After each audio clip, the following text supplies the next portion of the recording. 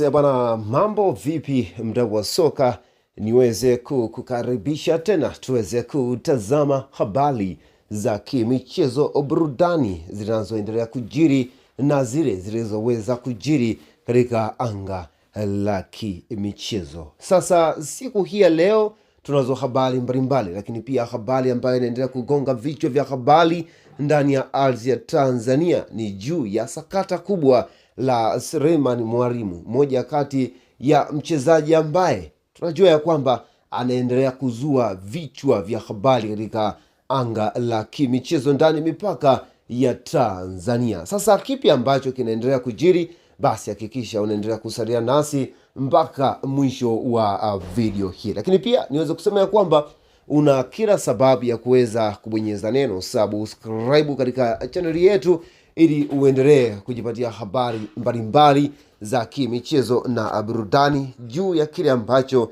kinaendelea ndani ya kikosi chako pendwa kabisa. Lakini pia nenda katika uwanja wa kutolea maoni, uweze kutoa maoni yako juu ya kile ambacho utakuwa umeweza kukitazama mpaka mwisho wa video hii. Sisi tunaendelea kusema ya kwamba tunajua nini ambacho mdau wa soka unahitaji, hivyo tupo hapa kuweza kukuhabarisha wewe mdau wa soka, shabiki wa kikosi cha wananchi Young Africans, lakini pia na wewe shabiki wa kikosi cha Simba Sport Club. Sasa nisiweze kupoteza muda, tuanze na habari yenyewe, habari ambayo inaendelea kuzua vichwa vya habari. Hivyo kama mwana michezo una kila sababu, lakini pia una kila aina ya kila kitu cha kuweza kujua nini hasa ambacho kinaendelea baina ya virabu hivi viwili, Young Africans lakini pia na Simba Sport Club. Hicho ndicho kitu ambacho tupo nacho hapa ili tuweze kukujuza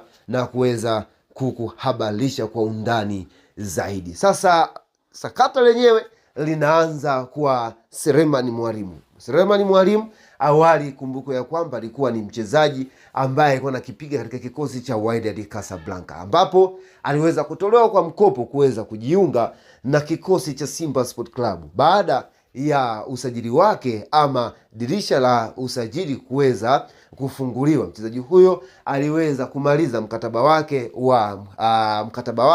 wa mkopo kuweza kukitumikia kikosi cha Simba Sport Club, hivyo akawa ni mchezaji ambaye anarejea ndani ya kikosi cha Wydad Casablanca. Lakini bado Simba waliweza kudhihirisha na kuweza kutuma maombi ya kuhitaji kumtumia mchezaji huyo, hivyo wakihitaji moja kwa moja huduma ya mchezaji huyo. Sasa kitu ambacho kinaendelezwa ya kwamba Young Africans baada ya kuweza kushuhudia na kuona Simba bado hawajaweza kufanya malipo juu ya mchezaji huyo, hivyo Wydad Casablanca wakawa wanaendelea kupokea maombi ya klabu yoyote ile ambayo itakuwa tayari kwa ajili ya kuweza kumsajili mchezaji huyu, na klabu ambayo itakuwa ina cash money kwa ajili ya kuweza kumaliza usajili wa mchezaji huyo. Lakini bado kinachoelezwa ya kwamba Simba wao walishaweza kuwa wamemalizana kila kitu na kikosi cha Wydad Casablanca kuhusiana na Selemani Mwalimu. Lakini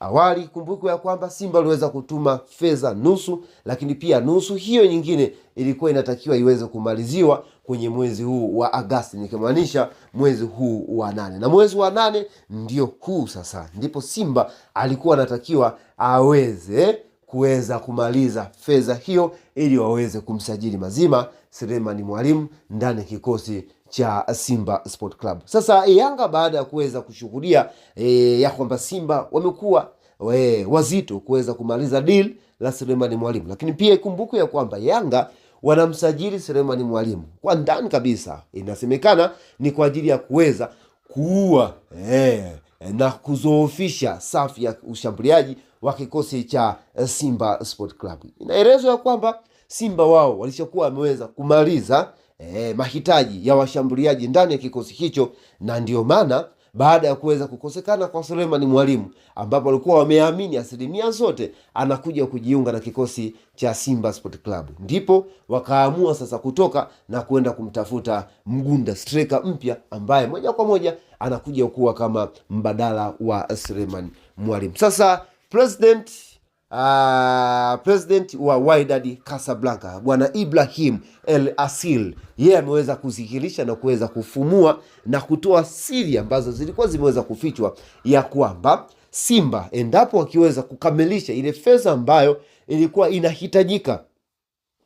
inahitajika na Wydad Casablanca, basi mchezaji huyo ataweza kurejea tena ndani kikosi cha Simba Sport Club. Ikumbuko ya kwamba vibali vyote vya Suleiman Mwalimu vipo chini ya Simba Sport Club, na ndiyo maana Suleiman Mwalimu hajaweza kupata vibali, kwa sababu Simba tayari walishakuwa wameweza kumwombea vibali hivyo vya kucheza huko FIFA. Hivyo jina la Suleiman Mwalimu anaendelea kusomeka kama mchezaji wa Simba Sport Club. Hayo ndiyo mengi ambayo yanaendelezwa na yanaendelea kusemwa juu ya deal la Suleiman Mwalimu ndani ya kikosi ama viunga vya Young Africans. Tuendelee, lakini pia tuone ni nini ambacho kitaweza kujiri. Mwenye kisu kikali ndio ataweza kula nyama nyingi, na aliyeweza kushika kwenye mpini ndiye atakayeweza kuhakikisha kwamba anaibuka na ushindi. Tusubiri kipi ambacho kitaweza kujiri. Asante sana.